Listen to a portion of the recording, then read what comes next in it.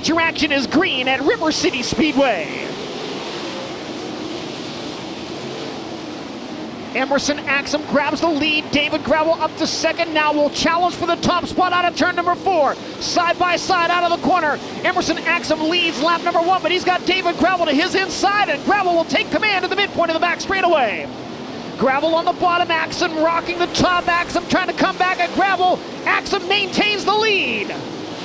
Gravel and Axum side by side for the top spot. Once again, David Gravel ahead into corner number 3. This time he slides up the banking to take the lane away from the number 18. David Gravel, the leader on lap number 3. Sheldon Haudenschild now challenging Emerson Axum for the second spot. Makes the move down low in 3 and 4. Moves Sheldon up to second in the NOS Energy Drink number 17. Gravel on the bottom, Sheldon Haudenschild on the cushion in traffic out of turn 4. Sheldon Haudenschild, your new leader, but we are under caution. Caleb Johnson and Kerry Madsen involved in turn number 4, red flag conditions now at River Cities Speedway. A look at the Dirt Vision replay from the speed shot in turn number 4. Basically tripped on the cushion, got upside down, then Kerry Madsen with contact, I believe, with Emerson Axum coming out of the turn. Back under green flag conditions in Grand Forks, North Dakota. David Gravel with the lead. Sheldon Haudenschild challenging with a run down low out of turn 2. Gravel maintains the top spot. Emerson Axum challenged by Carson Macedo, and caution flag will wave. It is the 17B of Bill Baylog over the edge of the banking in corner number 2.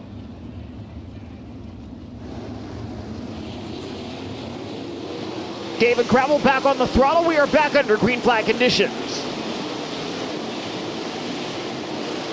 Sheldon Haudenschild continues his pursuit, dives low into 3 and 4, pulls even with Gravel, but Gravel has the momentum to lead across the line. Buddy Kofoid around the outside of Carson Macedo. Kofoid now into the 5th spot. Looking for more as he closes in on the battle between Windham and Axum. Buddy Kofoid around the outside of Chris Windham. Kofoid now to 4th and looking for more as he works the cushion through 1 and 2. Leaders in traffic here. Sheldon Haudenschild to the inside, looking for the lead out of turn 4. Sheldon will take it. Sheldon Haudenschild out in front on lap 12. Gravel trying to power around him back on the outside of turn number 2. Sheldon Haudenschild maintains the race lead into 3 and 4. Sheldon maintains the top spot on the cushion. Buddy Kofoid is gotten by Emerson Axum. He is 3rd and now gaining on 2nd place running David Gravel. Gravel held up by the slower car, an opportunity on the inside for Kofoid. Buddy Kofoid, David Gravel side by side for 2nd. Give it to Kofoid now as they cross the start-finish line. Buddy Kofoid up to 2nd from the inside of row number 5. Emerson Axum trying to fend off Carson Macedo's challenge for the 4th spot. Macedo trying to sail around him on the outside. He'll make the pass. The end of the front straightaway. Carson Macedo now 4th. Oh, trouble for the leader. Sheldon Haudenschild off the pace and into the infield. Sheldon Haudenschild into the infield, and Buddy Kofoid is now your new race leader. A look at the replay to find out what happened with Sheldon Haudenschild. Got together with Skylar G, got the front end way up off the ground. 12 laps to go. Buddy Kofoid leading from the inside of row 5. David Gravel not giving up on the top spot. Logan Schuhart around the outside of Emerson Axum. Schuhart now into the 4th spot. Axum comes back at him on the inside in turn 1. Logan Schuhart, Carson Macedo battle for the 3rd spot. Buddy Kofoid down the front stretch and under the white flag. Final time around River Cities Speedway. Kofoid into 3 and 4 for the final time. He sweeps 2025 at River Cities Speedway. Win number 2 coming from the 9th starting spot. David Gravel 2nd, Carson Macedo 3rd, Logan Schuhart 4th, and Emerson Axum 5th.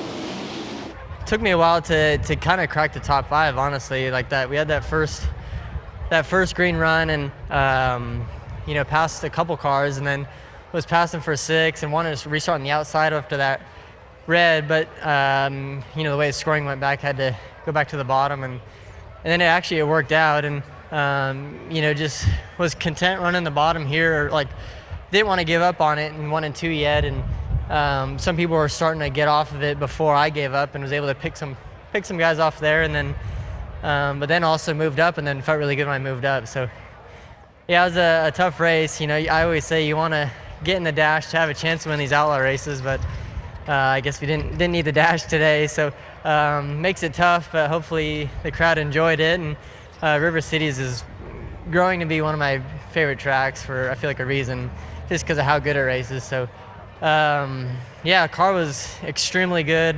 Just really want to thank them. Of course, Dennis and Teresa Roth, Todd Ventura, Andy Graves. Without them, we would not be here. I say it every time, but they're extremely important and influential in this deal. And of course, Mobil 1, Toyota, Ryder Racing Engines, Maxim Chassis, FK Shocks, HR Livestock Transportation.